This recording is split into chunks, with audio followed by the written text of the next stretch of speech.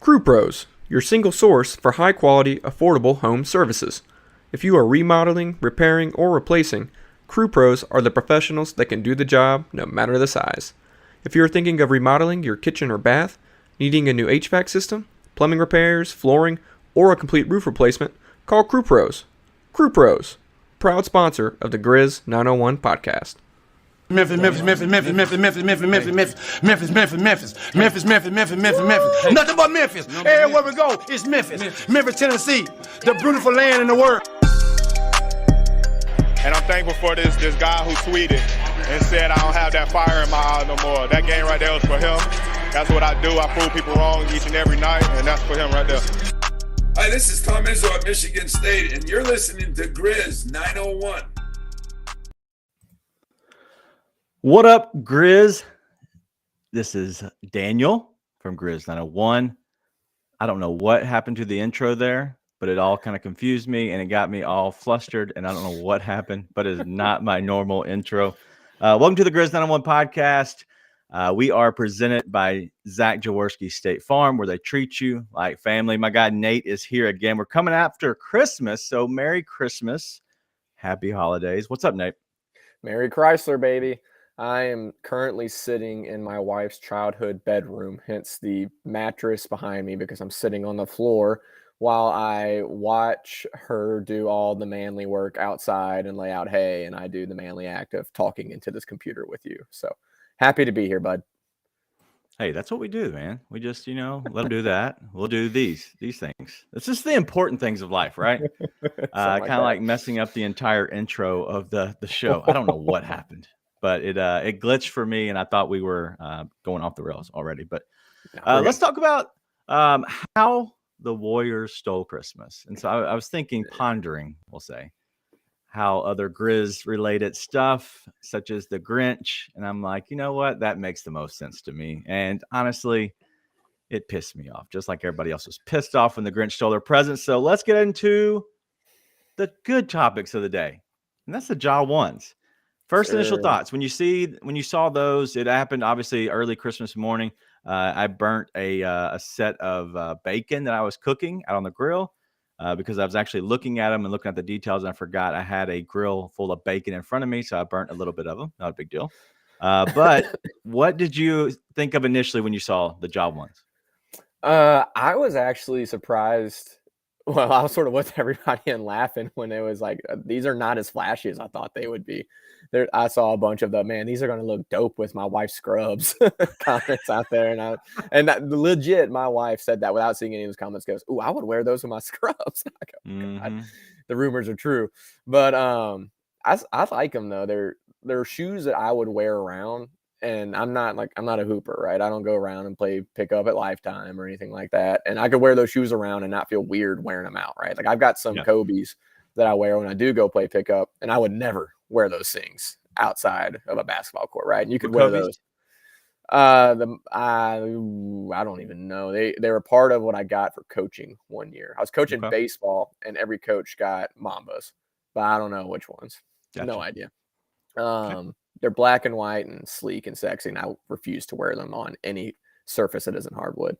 But I really liked the chimneys though that he wore in the actual game. Yeah, those were sick. Those were sleek. Yeah. I like those a lot. I think that the colorway, the bright colorways on the release they'll look better in person, but the chimneys, just the way that the black swoosh, I think it was black. I'm colorblind. It was darker swoosh. Lined up against the rest of the shoe was slick. I liked it. I liked it a lot. I will be buying in April. Yeah, they were black. And on the back it says, "We ain't ducking no smoke." On the other one, it says, climb up the chimney. Is that right? Yeah, he definitely wasn't ducking any smoke last night. The rest of the Grizzlies, especially Jaren, looked like he was ducking smoke, so I could hardly find him. But Ja isn't, so we know that's true. Well, it was a good Christmas kind of surprise in a sense, right? His daughter, Kari, walked up wearing them in the video. That was really cool. And so she handed him the box, and obviously he's seen them, right? But seeing them kind of, getting brought to you by your daughter is really cool. Anything that your daughter does to you is really cool in a sense. But having that happen and kind of being the release was kind of, it was a cool thing, especially for, Grizzlies fans worldwide, because that's really what it is.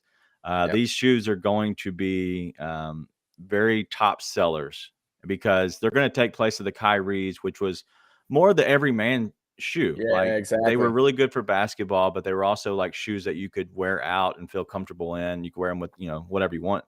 But they were a shoe that wasn't as expensive. And I think that's the direction he's going, is a shoe that's not going to be as expensive. But they're also low tops, which goes well. Just like I have a pair of Kobe 10s that I love. And those are the low ones. And you really could wear those like tennis shoes, because that's really what they resemble. So it's pretty cool to have him kind of take that on Christmas Day. Nice surprise, right? For everybody, it had to be a good surprise, a good feeling. You're getting your day started. Your kids, my kids had already opened, presents already. And so getting that update or that notification was pretty cool. So good times. And I'm glad that he's starting to name these and kind of putting his own spin on them, right? His daughter, those were her favorite color, her favorite color base. And so she picked them out. That's why he has those as a release. But it was, it was really cool to see that. And especially the cool thing that I saw was she had her little signature under the instep. Yeah. I don't know if it's both shoes, but at least the right shoe, I think it was, had her little signature. So obviously tearjerker, right? Tearjerker. Well, Kari was the best part of that whole release, man. That was what really hit home. And I think it speaks to a lot of why Ja fits so well in Memphis. Is it's this family first. You bring the ones that matter most with you, that have always been here, that are behind the scenes pushing you along, and you bring them in everything you do. You bring them with you in your success, right? Because they've been there to help you in your failures and push you through your failures. And Kari's the biggest part of his life, and very much so behind the scenes, except for Ja brings her in front of the scenes because he loves her so much and wants her to share in that. And so that was cool, man. That's really cool. And it speaks a lot to who Ja is and why he fits so well with this team in this city. So for sure, the best part of the release was Kari. Yeah, it was pretty cool. And it was, obviously, it's awesome. So let's go ahead and get into the game. And that's what a lot of people are here to kind of listen for. And thank you for hanging out with us, and Merry Christmas to everybody who's listening live on the YouTube, but also if you're listening on the podcast. I want to say thank you. It's been a really good turnout of the numbers in general, especially for our show. Our show has been doing amazing numbers, the others as well. But supporting our three shows now with us, which is the Grizz 901, but also you have No Bluffing Podcast, and then you have Free Basketball, who's giving you a little bit something different. With the No Bluffing, they just recorded right before we did, so I imagine that's coming out pretty soon. But they always bring it, right? It's the raw stuff. But then you talk about Free Basketball, and something that I was obviously recording with them on a normal basis before I finally just stepped away and let them do their 2-man deal, because I think that's a lot of times it's a little bit easier. Plus, if Cody's bought in, Cody is hysterical. He dropped some slur, some words that he shouldn't say. Okay. And so we got to make sure we bleep those out. We're working on those. But have you heard, Nathan? I'm not going to put you on the spot too much, but have you heard any of that where it's the mascot tournament that he's doing? No, I'm not seeing this latest from Cody. It's so funny. So what they're doing is a mascot tournament where they're pretty much taking each mascot, and you're choosing as the fan, but also them, who would be the winner out of between the mascots. And you can bring up whatever reasoning you need to bring up as to why one mascot be better. And actually, so the Grizzlies is taking on, I want to say it's the Lakers mascot this next week. Because there was a play-in tournament, and so now what's the Lakers mascot, you ask? Yeah. That's exactly what I was going to ask. Exactly. And that's what they were saying. Like, it was the Nets against the Lakers, I believe. It's like a gold miner. And so Brian made a pitch to have the net, like you could throw a net on top of somebody and catch them, but the Laker is like something else. Listen. They knew the details, and it was actually very funny. So they have a good time with that. They're going to do that probably for the next good while, because it's going to be tournament format.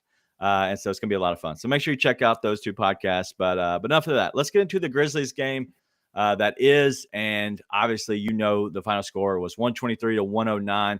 Ja went off. Boy, did he. He went off. He was going off all game. He was the best player on the court. You could say Jordan Poole, maybe at times. But Jordan Poole finished with 32 points. The Grizzlies, they had no answer for him. They had no answer for Clay.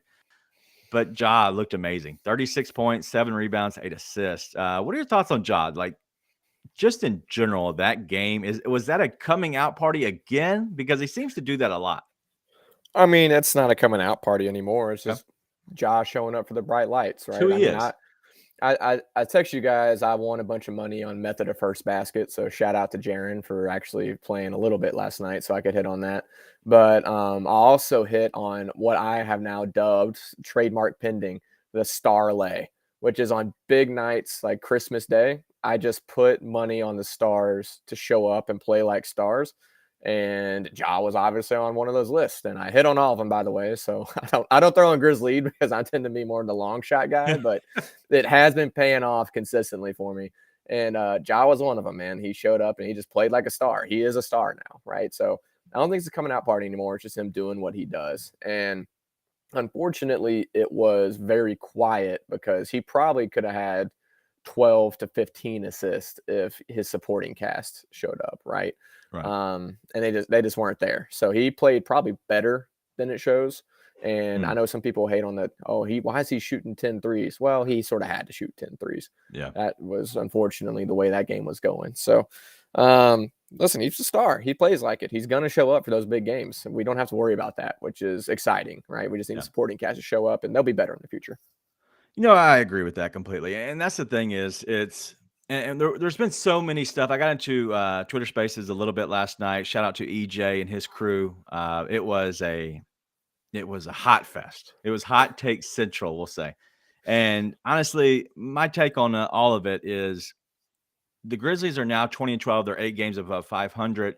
You want to be close to 20 games above 500 to end the season, roughly, right?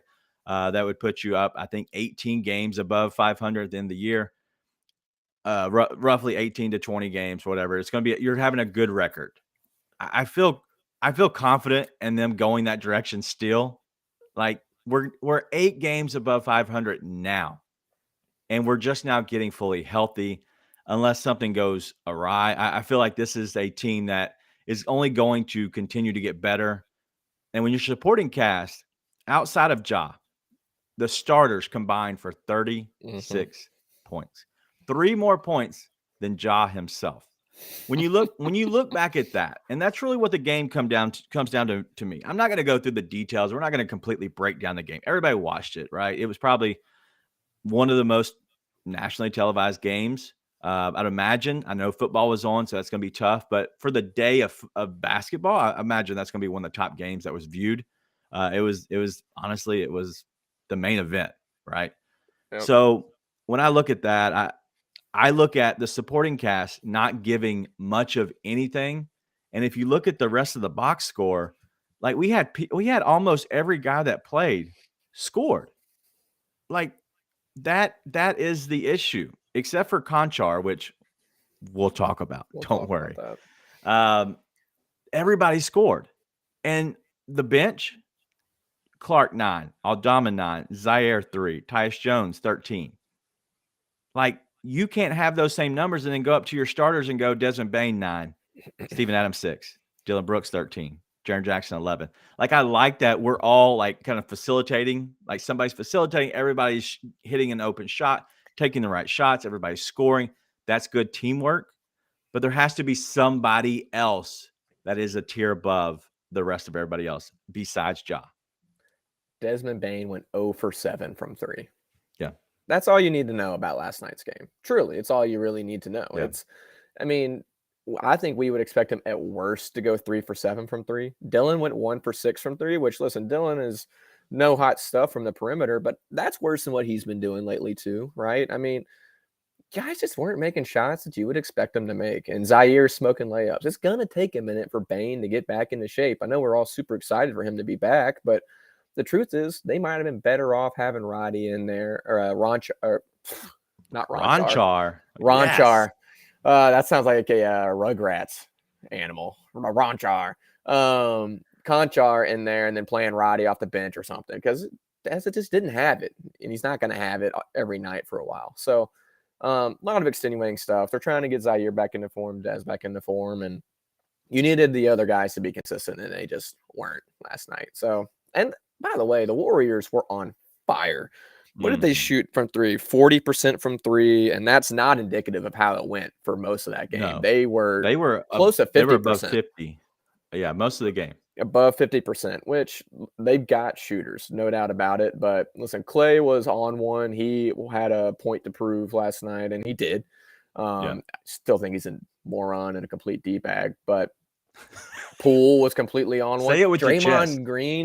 Draymond Green made a three last night. Like, it's Dante DiVincenzo, 5 for 9. Anthony Lamb, 3 for 4. Ty Jerome, 2 for 4. Moses Moody knocked down a 3.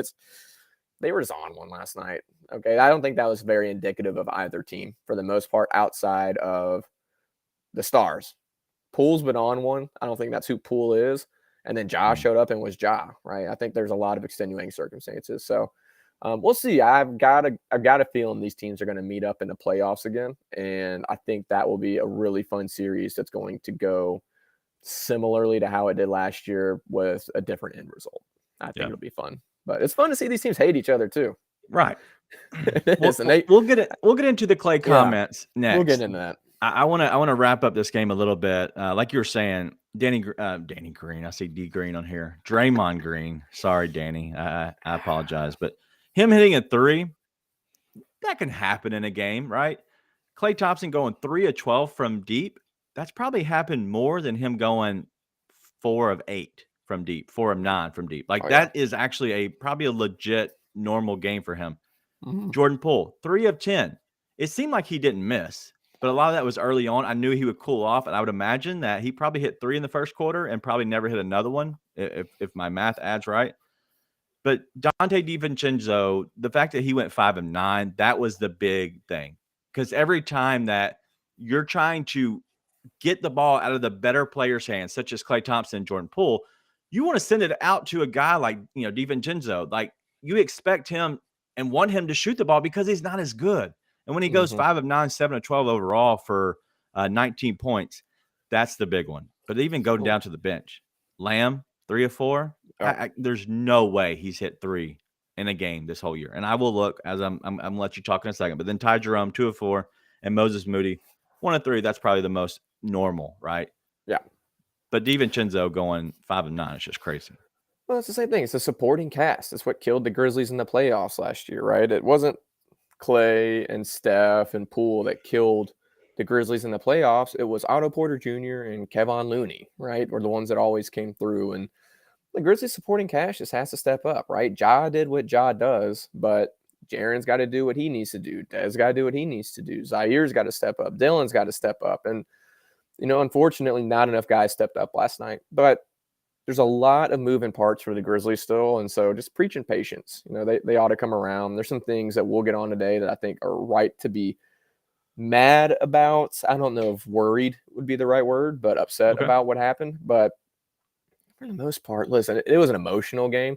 I despise Klay Thompson. He is far and away my least favorite player in the league. I think he's a try-hard. I think he has little wiener syndrome because he's constantly walking around overcompensating. It's why he walks like so weird. I don't know. I thought it was a knee and Achilles thing, but I think it's just because his wiener's so small. He's trying to figure out how to navigate it so stuff doesn't click back and forth or something. But he's a complete D-bag and tool bag and try-hard. But listen, they hate each other and they won last night, right? And I think Clay actually hates everyone because he's got little wiener syndrome, so he's just full of anger and rage. But Draymond, listen, he wanted to dap up Ja after the game, after he's screaming at him on the floor. It's all fun. It's fun for that rivalry to be there. And I think that's the one that I'll say is turning into a true rivalry, right? Warriors fans may say, you haven't won anything. It's not a rivalry. They play like it's a rivalry out there, right? They act like it's a rivalry, but they won't accept that it's a rivalry. And you know what? Whatever. Like I think it's fun. It is fun. And that's the thing is I think fans take more offense to it than the players. Like the players can actually say something about it and they can actually make comments back and forth and they matter. And watch those comments. And we'll talk about Clay's comments in a second, but you hear those comments and it's like, hey, listen, we heard their comments and, honestly, we didn't appreciate it. But that's what we did tonight. You know what? We respect them and we know they're coming because that is the truth. We know they're coming. And that is, in the end, that should be how this is handled. Call it a rivalry. I don't care. You can call it whatever you want to. Their fans, their players, their entire country, the reason it's on Christmas Day acknowledges that there's something going on between these two teams. I don't care how you classify it. It's a lot of fun. And I'm glad there is trash talking because it makes us as fans more invested. I think it's fun. Who cares? As long as you're not actually doing anything and talking about people's families and talking about things you shouldn't be talking about. As long as it's on the court stuff, it's fine. I love it. Well, and I think part of what made that game so emotional last night, and this is something that I acknowledge, I bring up from time to time, and I know it might be a character flaw of mine, but it applied last night. Those officials let that game turn into an absolute circus. That was a show, dude. I mean, and you put officials that have some tenure like Mark Davis in there and Natalie Sago. That was some of the most ridiculously incompetent officiating I've seen in my life. I mean, the fact they called that fifth foul on Jaren at all was ridiculous. I mean, I don't even you were looking for a reason to call foul on him at that point, if you call that. But then why is he guarding Draymond Green so far out? What's he going to do? Hit another three? We're going to get into the Jaren thing. We're going to get into the Jaren thing. But the fact that was called a foul in the first place was absurd. But then they let Klay Thompson shoot the free throw. Yes. Acknowledge they were wrong about it and say, F it. Let him shoot the next one. Let's count that one and let him shoot the next one. That summed up everything about that game. And then they're calling techs left and right on Warriors players. And because Draymond, it's so true. He gets one tech in the first half of the game. He gets to murder your entire family, and they won't call another thing. He stood over Ja after he fouled him, by the way, on a layup that they didn't call, then stood over him and screamed in his face. I mean, Santi Aldama gets teed up for just looking at a guy, much less yelling. I saw Jason Tatum get teed up this year for clapping in the direction of a bench. Luka got teed up the other day for yelling at his teammate.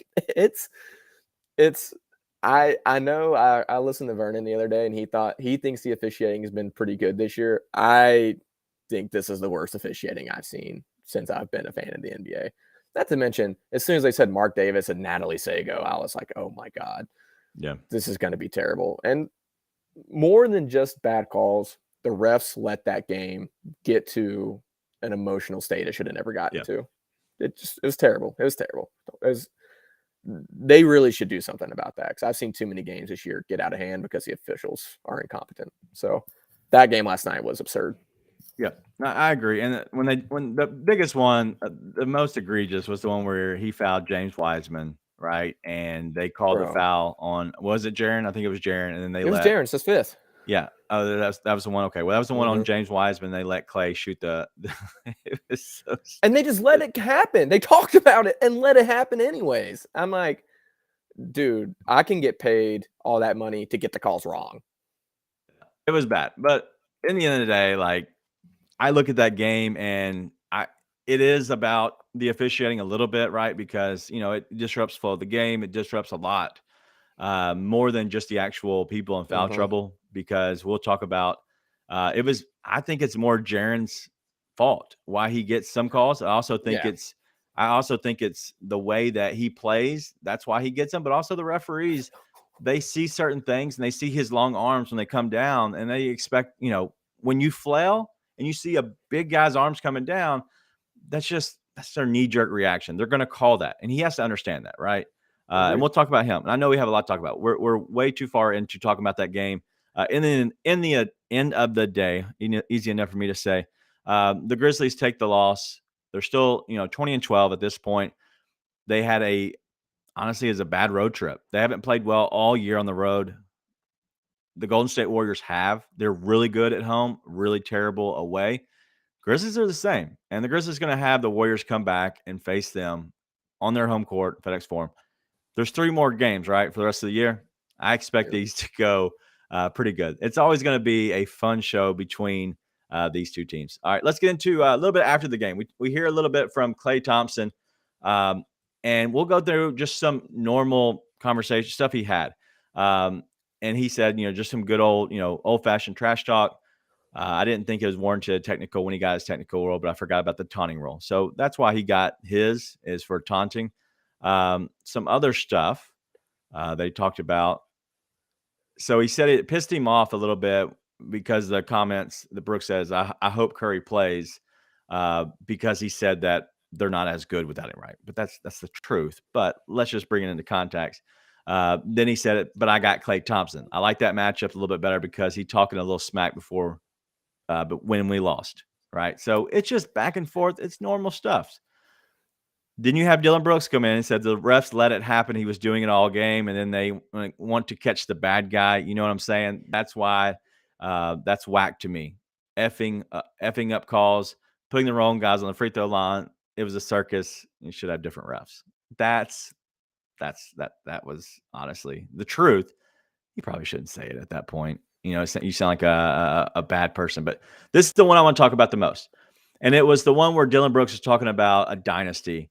And Klay Thompson live after the game said, man, they were talking about a dynasty on all that, referring to what Dylan said. You can talk dynasty when you haven't, or you can't talk dynasty when you haven't won before. I don't think people realize how hard it is, the commitment, sacrifice it takes. I mean, you got to sacrifice your body. And I thought that was premature to talk, and even to mention that word dynasty. But they bring the best out of us, and I think we do the same. And even though we don't like them, you got to respect them because they're a threat.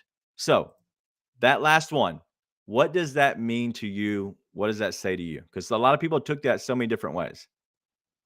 Well, first off, my nephew Sam is here. Come here, buddy. Come here. Say hi. Hi. This is the nicest kid you'll ever meet. Say hi, Daniel. What's up, Sam? What's up, He man? says, "What's up, Sam?" What's up? All right. I think he's a little shy to be on the show, but wanted to give him a shout out. He's like the nicest kid in the world. He's awesome. And we're about to celebrate Christmas, aren't we, bud? Yeah. All right. I got to finish this up and then I'll come downstairs. All right, buddy? Okay. See ya. But the last part about the dynasty stuff, is that what you're talking about? Yeah. I mean, he's right. The Grizzlies aren't a dynasty yet. And I don't think that I don't think they should be talking about a dynasty by any means. But I also think that was brought up a year and a half ago or something. I don't even know how long ago that was brought up. I don't remember the Grizzlies talking about that recently, unless I missed something. It was Dylan that said it. In the playoffs or something last year, right? I don't think that was any time recently. If it was recently, that's a little bit different. But I thought listen, it's the same thing. And you go back to his comments about you got to sacrifice whatever in your body to do that. The dude, listen, I made the joke earlier about the tiny wiener syndrome. I think genuinely he knows he's not what he used to be coming back from his injuries. Yeah, Which they were right. devastating injuries, right? Which everybody gets that. And I don't think anybody would hold that against him. I think he is trying to compensate and maybe pretend that he is what he was before his injury, which he's not, and that's fine. But he wants everybody to act like he is what he used to be, and he's just not. I think that's where a lot of this comes from, because you heard him last year bring up, oh, nobody gives me the respect I deserve for going what I went through. I'm like, everybody gave you a ton of respect. You had a bunch of commercials come out about what you went through, right? Like everybody did, but that doesn't mean we have to pretend you are what you used to be. I think that's where all this sort of Klay stuff comes from, because he didn't used to be a guy who I despise. I was like, he's a dude who just goes out and kills you. He just makes shots and goes about his business, and it's not who he is anymore. I think that's what that comes from. So I think that's where a lot of this comes from, is he wants respect from the Grizzlies and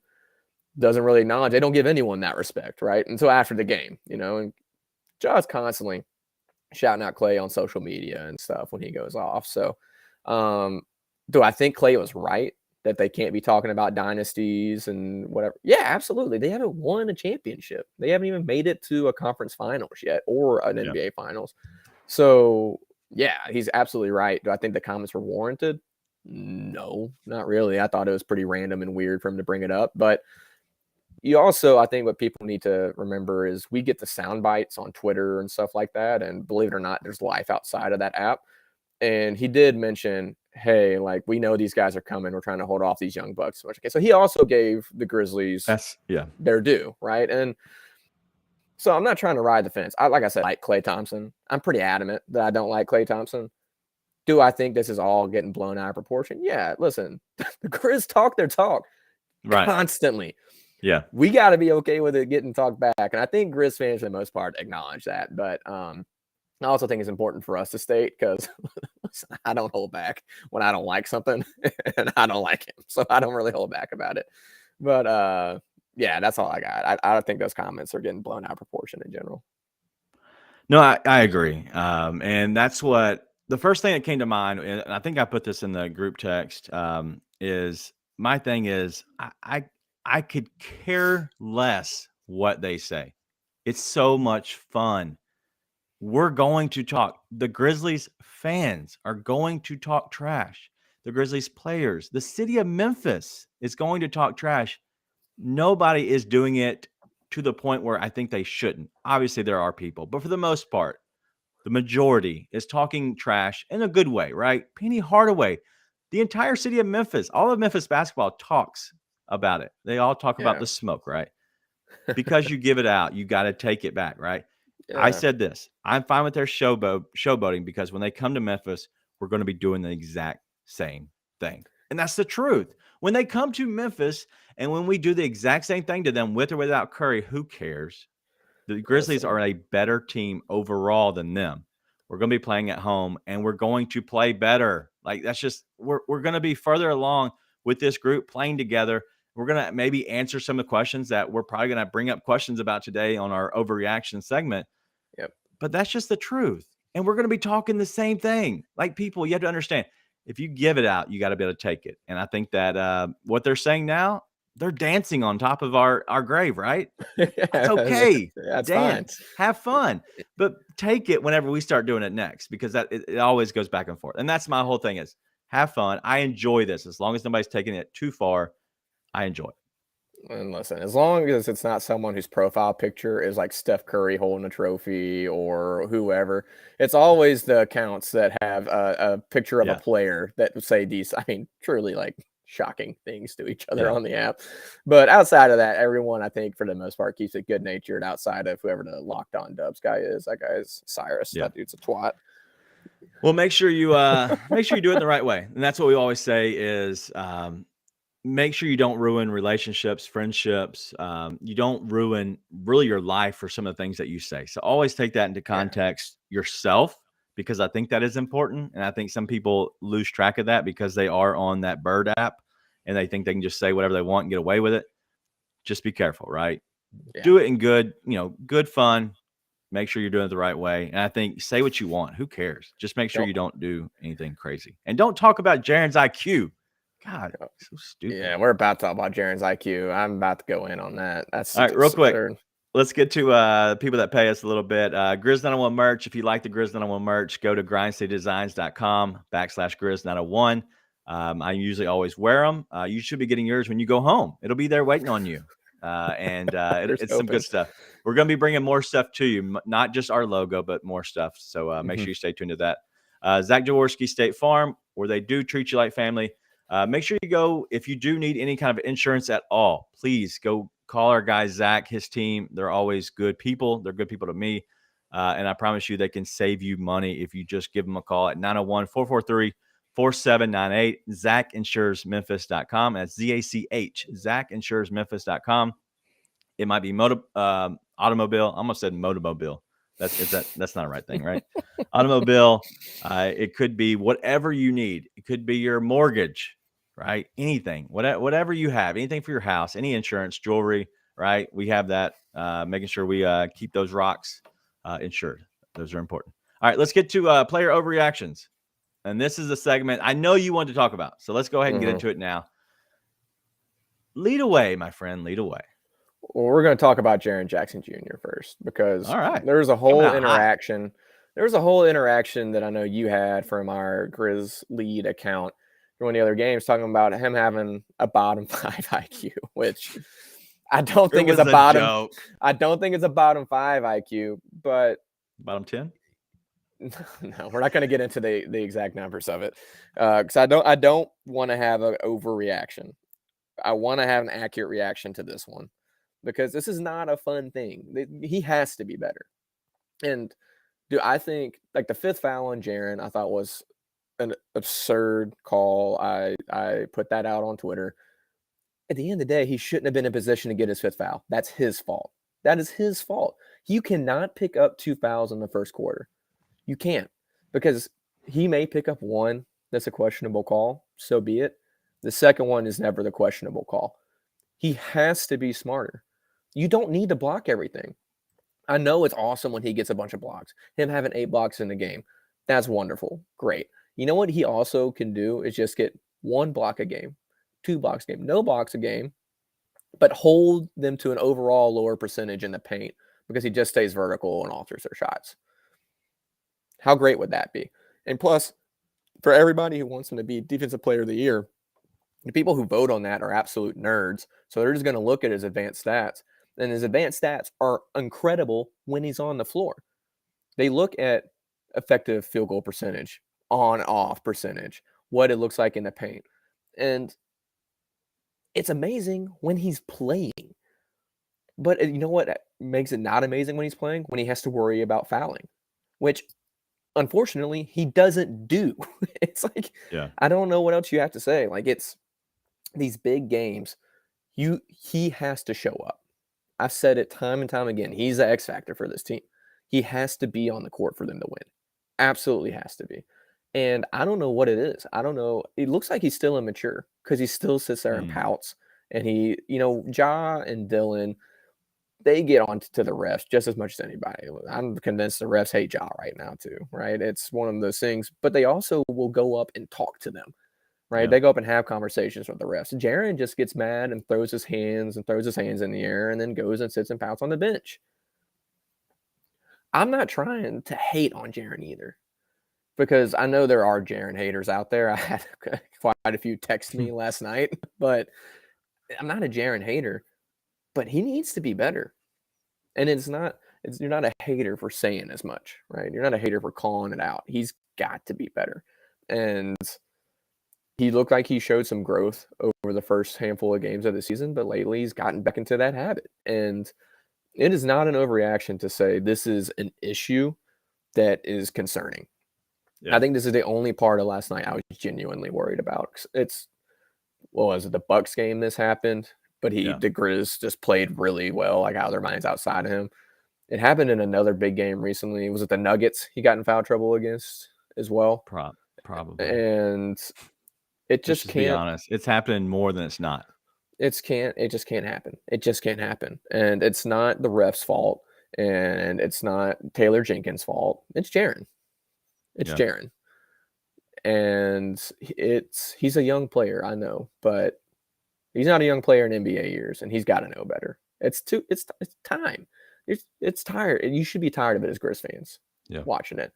So it's concerning, and it's ridiculous that it's still happening. He has to be better. Yeah. Well, there's plenty of guys that are as long and lanky as him in the league who don't get into foul trouble that much. Yeah, I'll give you an example of a player I like, but going back to what you were talking about, he played 21 minutes against the Warriors, right? That it has to be more than that. Phoenix, he played 28. It's the best game he's had in a while. And then in Denver, another 22 minutes. He played 13 minutes against Milwaukee when he got foul trouble. He's played 3 games this season of 30-plus minutes. 3. That's it. And people want to talk about him being the second best player on the Grizzlies. I believe he's the X factor, and I agree with you on that one. And a lot of people want to refer to him as the number 2 option. If you're not on the court, you can't be the second best player on the team. That is plain and simple. It's not that I do not like Jaren. I like Jaren. I hate the stupidity. And I think that he's so athletic and so good that if he could figure that part of his game out, all these accolades and everything would come. It'd be much, much more simple. And it's gotten to the point I get mad about it, right? As a fan, you get mad, but I genuinely don't understand why he does it. It doesn't make any sense to me, because you are so tall and vertical, and every coach ever has told him stay vertical. I just don't understand where it doesn't click. And it gets to the point where I was talking to my wife, I'm like, is it just selfishness? Is it just selfishly wanting to go get blocks and feel awesome? Because otherwise, I don't know. It's like, I know you've gone through drill after drill and coach after coach saying stay vertical, stay vertical, stay vertical. Yeah. You see him, Jaw and Brandon Clark and whoever else on the court say, Yeah. tell him. And I don't think he's a stupid guy. Is it No. selfish? Is it selfishness? I don't know. I don't know. It's not the vertical plays either, though. Most of the time when he's creating the dump Reaching in the fouls, cookie jar. it's when he's getting his hands down, and that's when he's going for the steals. That's when. Why does he need to be a guy who gets steals off of a dribble? Like, why? That doesn't make sense to Daniel. me. But it comes back to the same thing. Keep your hands up all the time. All the time. That's what, even when you're on the perimeter, have a hand up, have one here so you can be agile. Right. And then just go just stay up. Yeah. It's not he can hard. contest, and he'd have actually more blocks if his hands were already up, because he'd have more, deflections, right, in a sense. And so you can call them deflections, you can call them, blocks, whatever. They might end up being steals. In the end of the day, that's what he wants. That's what he actually wants as a player. That's what the coaches want. That's what the fans want. But the problem is he can't see that because he only sees the big blocks at the rim. And that's what he wants to do. And he also wants to get these stupid steals that don't make sense either. I don't understand why he needs to get steals, steal somebody else's cookies. I don't get it. Let him shoot it. Let him be the thing. But in the end of the day, one guy I was going to reference to that all was Santi Aldama. I watched him play in the game last night. I've seen him play a lot. He is a very vertical player. And I know he does a lot of things wrong, as well as, a lot of players. And that's fine. What he does really right is he is a very vertical player. He will go to the rim and try to challenge shots. And that's what you want. You want your long, tall guys to challenge shots at the right times, but not every time. But he does. And you know what? They score over him sometimes. And that's okay. Like, people have to understand. It's okay. Well, and he plays really similarly to Jaren. He basically is the same prototype as Jaren without the natural giftings, right? Yeah. But the difference is he stays on the court, right? Because he plays with high IQ basketball. And I think that's the most frustrating thing about Jaren. I think it's why fans get so frustrated. I think it's why I have people text me last night saying stuff like I'm done with him, which is a ridiculous thing to say. But it's not hard. The things that he does wrong are not hard to do right. It's just not. I'm going to call it like I see it. I think it's selfish. I don't think it's low IQ. I don't think he doesn't know better. I think it's selfishly wanting to go for the big play. And I think it's selfish. I just think he has to stop being selfish. I can't imagine what else it would be, because I can't imagine if he mentally doesn't understand to not do that, there's a whole nother problem going on. And I don't think that exists. So I think it's selfish. I think it's got to be better. Yep, I agree. And then in the end of the day, I just think that Jaren has to be a better player. It's plain and simple. He has to be on the floor to be able to let the Grizzlies be who they want to be, and that's it. Well, he's 5 for 7 from the floor, 1 for 2 from 3 when he's playing. 11 points in 21 minutes. He had most of that in the first 10 minutes before he got 2 fouls and 20 total seconds in the second half. Yep. All right, let's move on. John Conchar, player overreactions. John Conchar. I think if you say that John Conchar sucks, it's an overreaction. We've seen him play. I know I was in the spaces not too long ago, and I heard someone say he never makes big shots. And I was like, this is like 3 games after he hit a dagger 3 in the 4th. Can't remember when it was, but he's hit big shots. He can hit big shots. He can be a great contributor for this team. I don't think it's an overreaction right now to say Roddy is playing much better basketball than him and contributing much more. I think if you want to win basketball games right now, you play David Roddy over John Conchar. And here's where that gets tricky. David Roddy is probably better in the long term than John Conchar as well. So you both get present and future production by playing Roddy. Okay. Here's the other part that makes it really tricky. Conchar is the better player than David Roddy right now. I think, because David Roddy's a rookie. He's played awesome lately. I'm a huge David Roddy fan. I think Roddy will definitely be better than Conchar in the long run. It's hard to say with a rookie sample size he's better when we've seen Conchar really contribute for this team over a long stretch of time. And Conchar just lost all of his confidence. So I think looking at it from that standpoint, Conchar is a guy you want to be playing and producing in the playoffs because I think you should be able to rely on him more. And he just lost all his confidence. Okay. Because you don't want to play rookies, right? You just don't want to play rookies when you get to the playoffs into those big games. And even if Roddy's better right now, I don't know what that means in the long run. And the difference, I think, is you can send Roddy to the G League and it's okay. I think sending Conchar down to the G League isn't an option for the Grizzlies right now. No, I don't think they would. I don't think that's even an option on the table. Agreed. And so sending him down to the G League does not make sense. Agreed. Like Conchar, Roddy, and Zaire all are struggling at times. Conchar was playing better than all three of them this season. Roddy is probably playing the best out of those three right now. And Zaire, he's probably playing the worst. He's also had the higher ceiling overall because of what he did last year. So there's so much that goes in and out of the conversations. And so I want to ask you a question because this is kind of what came up last night. Who would you play and why would you play? So if you had to have these two, 2 of the 3, who and why would you play if you're playing Tuesday night versus the Suns, which you will be in attendance, I know. Who would you play? Because I have my reasonings and I have what I think that the actual front office and the coaching staff and all are doing. So I'm curious what in the world each and everybody would do, because that honestly it's a hot topic right now. And everybody wants to go ahead and throw stones at Conchar and Zaire, and they want to push David Roddy to the front end. So what would you do about these three? If Tuesday's game, who would you play out of those three? Because honestly, I think it's a 10-man rotation, and I think the 11th guy sits, and then they'll bring in and they'll change it up every now and then. So who would you play? I didn't expect this to be an issue this year. We talked about this a lot in the preseason, but I think you've got to play Conchar and Zaire. You got to play Conchar. That's the one that I don't think you can take off the table even remotely.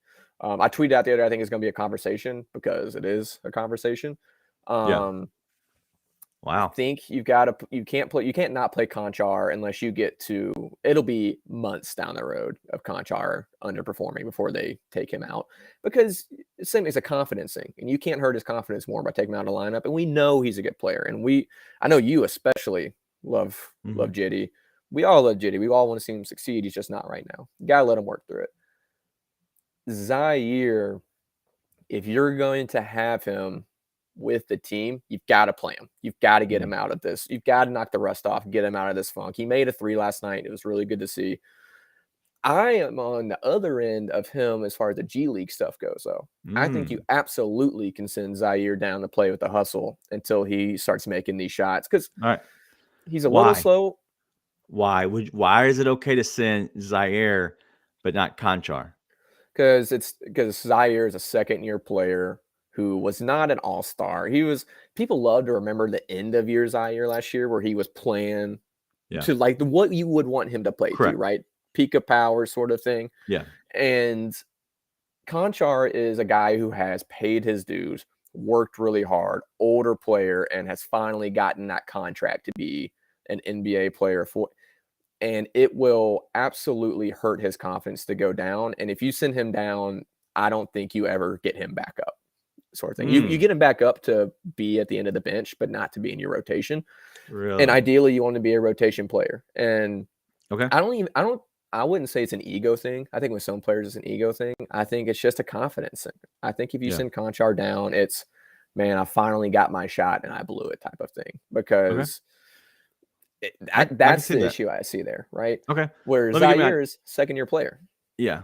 Well, let me give you my take on that. I think the difference is you don't want to send down any of these players unless you feel a need to or have a reason to. Okay. Because just like you said, it is the confidence thing. But one of the biggest things that I look at this is John Conchar. There is no real good reason to send him down other than saying, you're just not playing good right now. We're sending you down to get some reps, right? That's what the only thing you can say to him. What can you say to Zaire? But Well, if you're you'd have coming let me back from finish. injury. You're coming back from injury. You just don't look like you have your legs yet. Let's go ahead and get you more reps. We'll get you more minutes. You're not going to miss a game, right? You're going to go down to South Haven, right down the street. You don't have to travel with the team. There's none of that.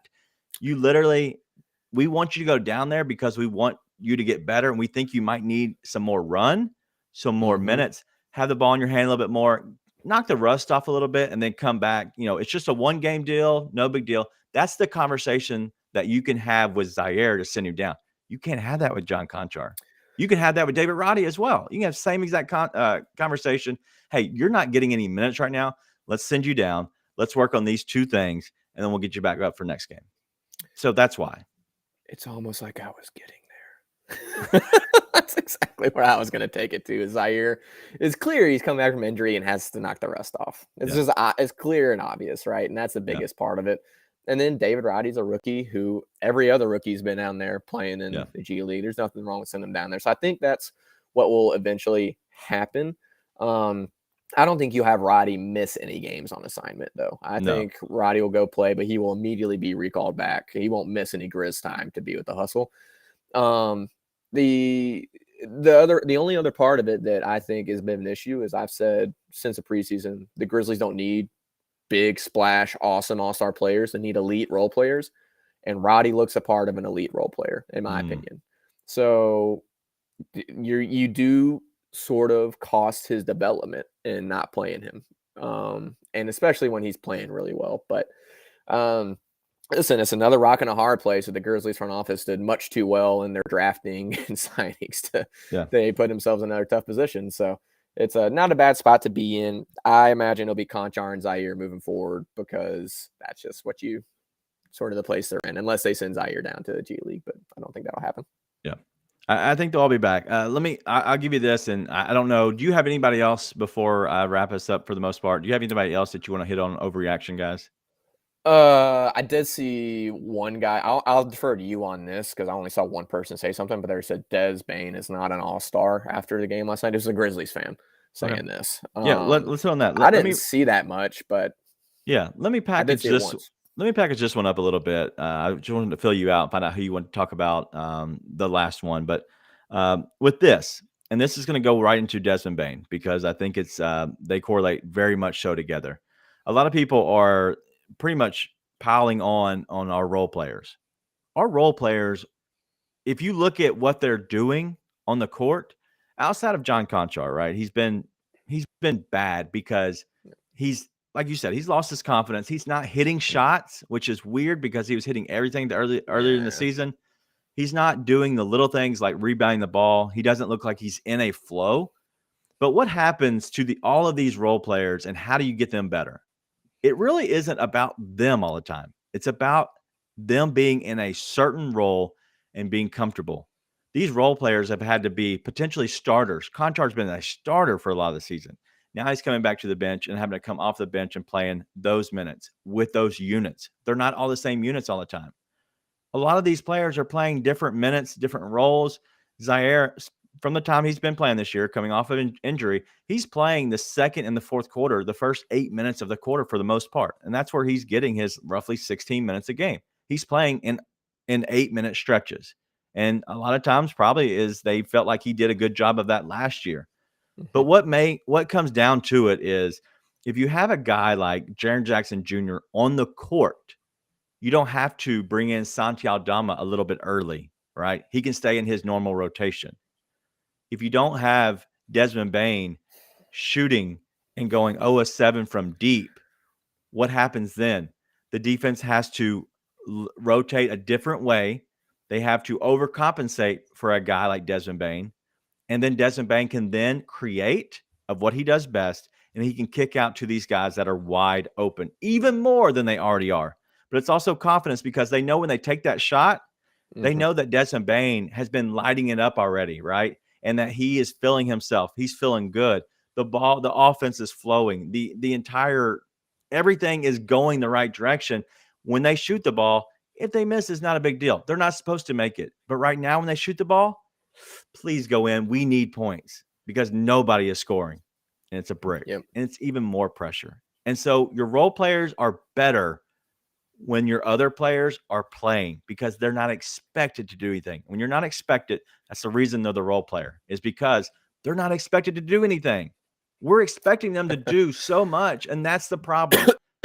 If we don't have those expectations, they become the actual true selves, and they become true role players. Yeah. The bench has been so awesome for so many years now that we tend to forget they're supposed to be out there to hold water, right? They're supposed to be treading water and holding ground for the starters to come back in and do their thing. And that's just not the case right now. And again, there's a lot of moving parts for that. So it's tough to expect, but the one that can't be, that is not too much to expect, is Jaren. And for all Steven Adams people, I know Funaki Stat tweeted out last night, why did Jenkins not play Adams last bit of the game? Well, guess what? When you don't have Jaren to be able to roam and be able to provide that spacing, it makes it really hard to put Adams out there with anybody else in those end game situations. So yeah, that even affects the ability to play Adams. Jaren's got to be better, man. See, period. Yeah, I agree. Desmond, anything to answer your question? Not an all-star. He's not going to be an all-star this year. It's not the fact that he's not good enough to be an all-star. He is literally missing games. He's trying to work himself back into normal game shape, which he is not back at. He even admitted that on the post game after the first game. There's just not enough games to really happen for him to jump over players like SGA and Damian Lillard. Like, that's who he has to jump over to play, because he's not jumping over Ja. He has to jump over either SGA or Damian Lillard, because if you look at that, you already have a guy like Devin Booker, who's going to be an all-star, Luka, Steph, who else? I know I'm missing one other person. Like, they're all going to be all-stars. Did you say Ja Morant. Yeah. Like, well, all these players are all-stars already. Let me be clear. I don't think he should be an all-star this year. He's just too much time. I think he was playing an all-star before. He would have made it in if he kept playing. The spirit of the tweet was that Des Bane does not deserve to be an all-star with his level of play. Right? I mean, it was just a frustrated, angry fan tweet. Yeah. But, I mean, that's pretty absurd, frustrated, angry fan tweet to send out on his second game back, right? And so I wanted to be sure if that was widespread. We all talked about, hey, by the way, he was very close to having to have season-ending foot surgery, and he's in his second game back. Maybe don't get so caught up in the moment and remember that they're playing for May and July. They're not playing for December 25th, even though it was awesome. I'm not going to understate how great it was to have a Grizzlies Christmas Day game. Huge moment for the franchise, and we shouldn't pretend it's not. It's like it's a huge moment for the franchise to have a Grizzlies player have their own signature shoe, which is absurd. But the long game, it will feel a lot more satisfying for them to be lifting up some trophies come the summer than it will to be having some trash talk on Christmas Day. So let's be clear. Desmond Bane is going to be an all-star. It's not going to be this year, but he's going to be an all-star. And let's not get pissy because he missed a bunch of shots on his second game back when he looked like he could barely breathe running up and down the court. I agree. Honestly, the only team that will probably get 2 all-stars in the West, just in general, I don't care less about the East for the most part. We'll let the other podcast talk about that. But the West, the only 2 players from one team is probably going to be the Lakers. And how funny is that? Like, they're going to put in Anthony Davis, and they're going to put in LeBron James. I don't know if AD is healthy enough, but good and well, LA, the fans, who Anthony Davis is, how he was playing. He's legitimately, it was an all-star. He's going to get voted in a starter. LeBron is not going to miss the all-star game. So you're going to have those 2 guys. There's probably going to be an alternate, right? But you're going to have those 2 guys. That should be the only 2 that are on the same team, because if you look at this, there's nobody else going to go with Steph, right? There's nobody else going to go with Luka. There's nobody else going to go with SGA, Jokic, Sabonis. He's probably going. There's going to be no Fox. I wouldn't imagine. He's not playing well enough. I said Curry earlier, Devin Booker. He might get DeAndre Ayton in there if they start playing well enough, but they don't look good. Zion should be the only guy in there from the Pelicans. LeBron, obviously, with AD. People are saying it could be Lauri Markkanen. He would be the only player that comes out of the Jazz. Ja would be the only player that comes out of the Grizzlies. And then Damian Lillard would be the only guy that would come out of the Portland Trailblazers. And so the only way you could get that is maybe Fox gets in. I don't see that happening. There's no way you're jumping over SGA, Ja, Luka, Steph. That's just not going to happen, right? I don't think that'll happen. So the only player that two players on the same team, and more than likely AD will be out depending on his foot, is the Lakers, and that's just it's just funny. It's just funny. I just figured I'd bring some laughter to it because that literally is the only team that would have. All right. So anything else you got? We've been here for an hour now. So anything else you have going on? Nope, nothing too crazy. We put out a bunch of more unique stuff on Grizzly over the past 2 weeks. So be sure to go check out those articles, theleadsm.com, and just go to the Grizzlies tab. Andrew put out a really cool medicinal one, I guess might be the way to say it, that I don't completely understand still, but it was pretty cool to see him dig into that stuff. And then we had Luke and Jesse put out some really good stuff as well. So be sure to go check those out. Some really fun stuff. And we'll keep pumping them out for you as we get past the holidays. Yeah. No Bluffing just released their podcast as we were here live. And so they just recorded it. We were waiting for them to get done so we could actually record since we're on the same platform. But go ahead and check them out. It was just Luke and Chris, from my understanding, that did the podcast. They did an emergency podcast talking about the Warriors game. So we didn't want to get into it too much.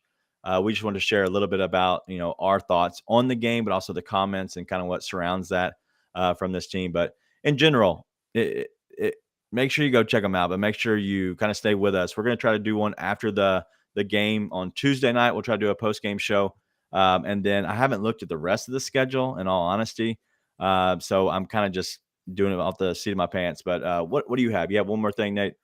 Yeah, the one more thing was if we do a post game and I'm there, it'll be a late night post game because I will be in attendance on Tuesday night on the game. And so if anybody's going to the game, give me a shout out on Twitter, DM us, whatever it needs to be. Just the main Grizzly account, but come say hi. I'd love to see any of the fans or anybody that's out there. So give us a shout out.